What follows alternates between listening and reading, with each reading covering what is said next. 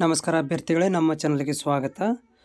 ನೋಡಿ ಅಭ್ಯರ್ಥಿಗಳೇ, ಬಿ ಎಡ್ನ 4ನೇ ಸುತ್ತಿನ ಕೌನ್ಸಿಲಿಂಗ್ ಇದಾಗಿದೆ. ಈ 4ನೇ ಸುತ್ತಿನ ಕೌನ್ಸಿಲಿಂಗಿಗೆ ಸಂಬಂಧಿಸಿದಂತೆ ಆಪ್ಷನ್ ಎಂಟ್ರಿಗೆ ಸಂಬಂಧಿಸಿದಂತೆ ಒಂದು ಅಭ್ಯರ್ಥಿಗಳ ಸೂಚನೆ ಬಿಡುಗಡೆ ಮಾಡಿದ್ದಾರೆ. ಇದರಲ್ಲಿ ಏನು ಹೇಳ್ತಾ ಇದ್ದಾರೆ ಅಂತಂದರೆ, ಈಗಾಗಲೇ ನಾವು 3ನೇ ತಾರೀಕಿಗೆ ಶಾಲಾ ಒಂದು ಇಲಾಖೆ ವೆಬ್ಸೈಟಲ್ಲಿ 3ನೇ ಸುತ್ತಿನ ಸೀಟು ಹಂಚಿಕೆ ಒಂದು ಪಟ್ಟಿಯನ್ನು ಬಿಡುಗಡೆ ಮಾಡಲಾಗಿತ್ತು ಪ್ರಕ್ರಿಯೆಗೆ ಸಂಬಂಧಿಸಿದಂತೆ.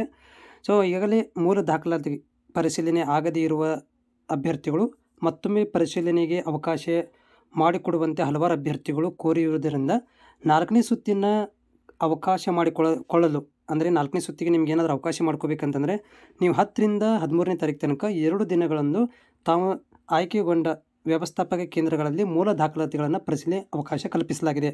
ಅಂದರೆ ಇದು ಯಾರಿಗೆ ಅಂತಂದರೆ, ಇನ್ನೂವರೆಗೆ ಡಾಕ್ಯುಮೆಂಟ್ ವೆರಿಫಿಕೇಷನ್ನೇ ಮಾಡಿಸಿರಲಿಲ್ಲ, ವೆರಿಫಿಕೇಷನ್ ಸ್ಲಿಪ್ಪನ್ನು ಹೊಂದಿರಲಿಲ್ಲ ಅಂಥವ್ರುಗಳಿಗೆ 10ರಿಂದ 13 ತಾರೀಕು ತನಕ ಟೈಮನ್ನು ಕೊಟ್ಟಿದ್ದಾರೆ. ಯಾಕಂದರೆ 4ನೇ ಸುತ್ತಿನಲ್ಲಿ ಅವರು ಜಾಯಿನ್ ಆಗ್ಬೋದು.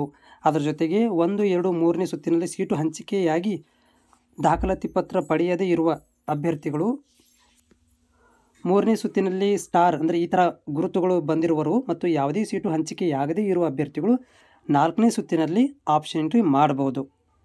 ಅದಕ್ಕಾಗಿ ಅಭ್ಯರ್ಥಿಗಳು ಲಾಗಿನ್ ಆಗಿ 4ನೇ ಸುತ್ತಿನ ಸೀಟು ಹಂಚಿಕೆ ಬಯಸುವುದಾಗಿ ಹಾಗೂ ನಮೂದಿಸುವುದು ಕಡ್ಡಾಯವಾಗಿರುತ್ತದೆ. ಅಂದರೆ ಇವಾಗ ನಿಮಗೆ ಬಯಸಿರುವಂತಹ ಕಾಲೇಜು ಬೇಕಂದರೆ ನೀವು ಕಂಪಲ್ಸರಿಯಾಗಿ ಮತ್ತೆ ನೀವು ಆಪ್ಷನ್ ಎಂಟ್ರಿ ಮಾಡಲೇಬೇಕು.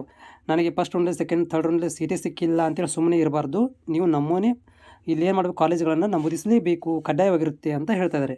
ಇದು ಕೊನೆಯ ಅವಕಾಶವಾಗಿರುತ್ತೆ.